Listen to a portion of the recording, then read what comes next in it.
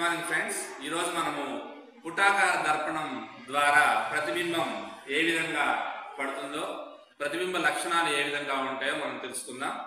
ఇందుకోసం మనకు కావాల్సింది ఒక వి స్టాండ్. వి స్టాండ్ ఎందుకోసం అంటే ఈ వి షేప్లో ఉన్నటువంటి ఖాళీ స్థలంలో ఈ పుటాకార దర్పణాన్ని ఇలా మనం ఉంచవచ్చు.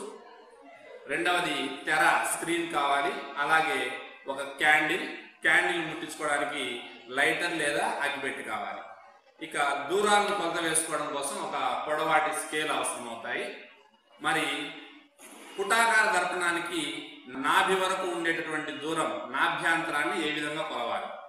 మనకు తెలుసు, వక్రత వ్యాసార్థం అనేది నాభ్యాంతరానికి రెట్టింపు ఉంటుంది. అంటే స్మాల్ ఎఫ్ అనేది క్యాపిటల్ ఆర్లో సగం, అంటే 2F = క్యాపిటల్ ఆర్ లాగా ఉంటుంది. మనకి కిరణ చిత్రాల గురించి కొద్దిగా పరిచయం ఉంది కాబట్టి ఒక వస్తువుని పుటాకార దర్పణం ముందు వక్రతా కేంద్రం వద్ద ఉంచితే ప్రతిబింబం కూడా వక్రతా కేంద్రం వద్దనే ఏర్పడుతుంది. వస్తువుని పుటాకార దర్పణం ముందు వక్రతా కేంద్రం వద్ద ఉంచితే ప్రతిబింబం కూడా వక్రతా కేంద్రం వద్దనే ఏర్పడుతుంది. దీన్ని బట్టి నేనేం చేస్తున్నా అంటే మొట్టమొదటిగా వస్తువు అయినటువంటి క్యాండిల్, ప్రతిబింబం ఏర్పరిచేటటువంటి తెర రెండింటిని ఒకే ప్లేస్లో ఉంచాను ఇక్కడ. ఇప్పుడు నేను క్యాండిల్ని వెలిగిస్తున్నాను. సో ఇప్పుడు క్యాండిల్ అంటే వస్తువు, తెర ఈ రెండు ఒకే ప్లేస్లో ఉంచాను. ఈ ప్లేస్ను ఇక్కడ తీసుకున్నటువంటి పుటాకార దర్పణం యొక్క వక్రతా కేంద్రం అనుకుందాం. స్క్రీన్ మీద ప్రతిబింబం పడే విధంగా దర్పణాన్నే ముందుకు వెనక్కి మనం దూరాన్ని అడ్జస్ట్ చేద్దాం. ఒకసారి నేను దర్పణాన్ని వెనక్కి జరుపుతున్నాను. ఇక్కడ మనం స్క్రీన్ మీద గమనిస్తున్నాం, క్యాండిల్ యొక్క ప్రతిబింబం కనిపిస్తుంది స్క్రీన్ మీద. కొంచెం ఎత్తు సరిపోలేదు, ఈ అగ్గి పెట్టింది కింద ఉంచుతున్నాను.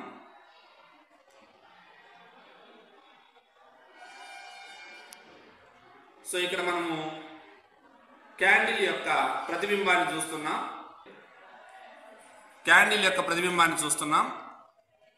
దర్పణాన్ని కొంచెం వెనక్కి జరిపితే ప్రతిబింబంలో క్లారిటీ తగ్గింది. దర్పణాన్ని కొంచెం ముందుకు జరుపుతున్నాను, ప్రతిబింబంలో క్లారిటీ పెరిగింది. ఇంకొంచెం ముందుకు జరుపుతున్నాను, క్లారిటీ తగ్గింది. కాబట్టి దర్పణం యొక్క దూరాన్ని కొంచెం ముందుకు వెనకకు అడ్జస్ట్ చేయడం ద్వారా స్పష్టంగా క్లియర్గా ఉండేటటువంటి ప్రతిబింబాన్ని మనము వచ్చేలాగా చూడాలి. ఈ ప్రతిబింబాన్ని మనం గమనిస్తే చూడండి, క్యాండిల్ యొక్క జ్వాల పై వైపుకు ఉంది. మామూలుగా అయితే ప్రతిబింబంలో జ్వాల కింది వైపుకు ఉన్నట్టు మనకు కనిపిస్తుంది. అంటే పుటాకార దర్పణం ద్వారా ఇప్పుడు ఏర్పడేటువంటి ప్రతిబింబము తలకిందులైనటువంటి ప్రతిబింబంలాగా మనం భావించాలి. ఇంకా జ్వాల యొక్క సైజు చూస్తే ఇక్కడ క్యాండిల్ దగ్గర ఎంత ఎత్తుందో ప్రతిబింబం కూడా సుమారు అంతే ఎత్తులో కనిపిస్తుంది. అంటే వస్తువు యొక్క పరిమాణము, ప్రతిబింబం యొక్క పరిమాణము దాదాపు సమానంగా ఉన్నాయన్నమాట. సో ఈ పాయింట్ని ఏమంటున్నామంటే పుటాకార దర్పణానికి వక్రతా కేంద్రము అంటాం. ఈ వక్రతా కేంద్రము ఎంత దూరంలో ఉందో కొలుద్దాం. వి స్టాండ్ యొక్క మధ్య బిందువు నుంచి స్క్రీన్ వరకు ఉండే దూరాన్ని మనం కొలవాలి. సో వి స్టాండ్ మధ్య బిందువు నుంచి పుటాకార దర్పణం, వి స్టాండ్ యొక్క మధ్య బిందువు నుంచి తెర వరకు ఉండే దూరము 57 సెంటీమీటర్లుగా మనకు కనిపిస్తుంది. అంటే వక్రతా వ్యాసార్థం విలువ 57 సెంటీమీటర్లు. సో ఆర్ = 57 సెంటీమీటర్లు. అప్పుడు నాభ్యాంతరం ఎఫ్ ఏమవుతుంది?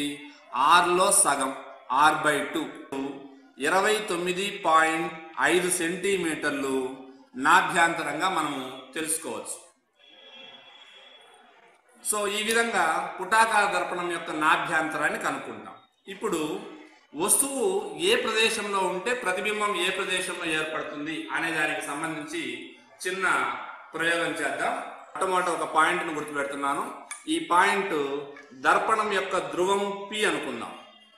ఈ దర్పణం యొక్క ధ్రువం P నుండి 29.5 సెంటీమీటర్ల దూరంలో నాభ్యాంతరం దూరంలో అంటే నాభి Fను గుర్తిస్తున్నాం.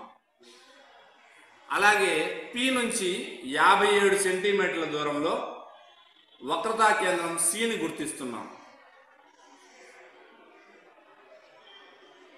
సో ఇది అక్షీయ రేఖ అనుకుందాం. ఇది అక్షీయ రేఖ. ఇప్పుడు దర్పణాన్ని P స్థానం వద్ద ఉంచాం. దర్పణాన్ని P స్థానం వద్ద ఉంచాం. మరి వస్తువు యొక్క స్థానం మారే కొలది ప్రతిబింబం యొక్క స్థానం ఏ విధంగా మారుతుందో పరిశీలిద్దాం. మొట్టమొదట వస్తువుని Cకి అవతల ఉంచాం. Cకి అవతల ఉంది. దర్పణం యొక్క ధ్రువము P, నాభి F, వక్రతా కేంద్రం C. ప్రస్తుతం వస్తువుని Cకి అవతల ఉంచాం. ప్రతిబింబం ఎక్కడ కనపడుతుందో మనము పరిశీలిద్దాం. అందుకోసం మనము దర్పణం దగ్గర నుంచి జస్ట్ ఊరకు అప్రాక్సిమేట్ గా ఈ తెరను దూరంగా తీసుకెళ్దాం. ఇక్కడ మనకి ఏర్పడుతుంది. చూడండి, గమనిద్దాం. ఇక్కడ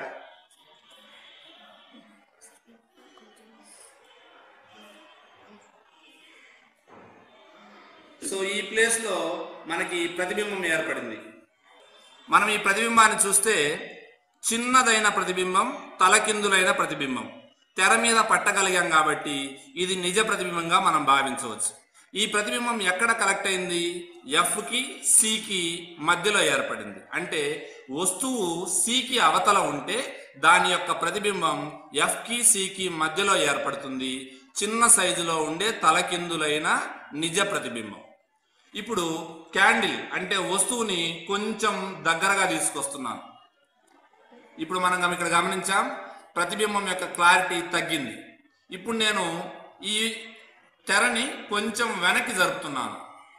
క్లారిటీ కనిపిస్తుంది, ప్లస్ ఇందాకటి కంటే కొంచెం పెద్ద సైజులో వచ్చింది. అంటే వస్తువు దర్పణానికి దగ్గరగా వచ్చే కొలది ప్రతిబింబం దర్పణానికి దూరంగా వెళ్ళిపోతుంది. కొంచెం సైజు కూడా పెరిగింది. ఇప్పుడు వస్తువుని C దగ్గరికి తీసుకొచ్చాను. ప్రతిబింబాన్ని వెనక్కి జరుపుతున్నాను.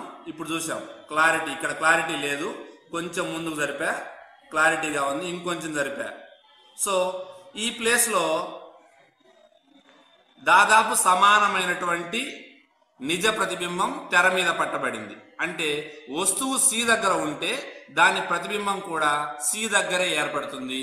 సమానమైన సైజు ఉండే తలకిందులైన నిజ ప్రతిబింబం. ఇప్పుడు వస్తువుని ఇంకొంచెం దగ్గరికి జరిపా. అంటే వస్తువుని ఎక్కడ ఉంచాం మనము? Fకి Cకి మధ్యలో ఉంచాం. ప్రతిబింబం క్లారిటీ తగ్గింది, మనం గమనిస్తున్నాం. ఈ తెరను కొంచెం వెనక్కి జరుపుతున్నా. చూడండి, క్లారిటీ పెరుగుతుంది, సైజు కూడా పెరుగుతుంది. క్లారిటీ తగ్గింది, మళ్ళీ ముందుకు వస్తున్నాను. ఇక్కడ క్లారిటీగా ఉంది. మనం ఇక్కడ గమనిస్తే వస్తువు యొక్క సైజు కంటే కూడా ప్రతిబింబం యొక్క సైజు చాలా పెద్దగా ఉంది. ప్రతిబింబం ఎక్కడ ఏర్పడింది? Cకి అవతల ఏర్పడింది. సో వస్తువును FCల మధ్య ఉంచినప్పుడు ప్రతిబింబము Cకి అవతల ఏర్పడడం మనం గమనిస్తున్నాం. వస్తువును Fకు దగ్గరగా ఇంకాస్త పంపిస్తున్నాం. అంటే ఇప్పుడు కూడా FCల మధ్య ఉంది. ప్రతిబింబం చూడండి, ఇంకొంచెం వెనక్కి వెళ్ళిపోతుంది. చూడండి, చాలా పెద్దగా ఉండే ప్రతిబింబం, తలకిందులైన ప్రతిబింబం, పెద్ద సైజులో ఉండే ప్రతిబింబం ఇంత దూరంలో ఏర్పడింది. ఈ విధంగా వస్తువుని ఖచ్చితంగా F దగ్గర ఉంచామనుకుందాం.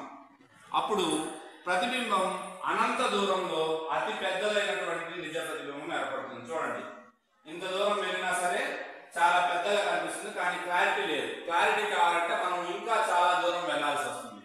ఈ దూరాన్ని మనము అనంత దూరం అంటాం. ఇక వస్తువుని కనుక ఇంకాస్త దగ్గరికి తీసుకొస్తే, అంటే Fకి Pకి మధ్యలో ఉంచితే ఈ సందర్భంలో మిథ్యా ప్రతిబింబం ఏర్పడుతుంది. మిథ్యా ప్రతిబింబాన్ని తెర మీద పట్టుకోలేము. మనం పుటాకార దర్పణానికి సంబంధించి వస్తువు యొక్క స్థానాన్ని మరియు ప్రతిబింబం యొక్క స్థానాన్ని మనం గుర్తించవచ్చు.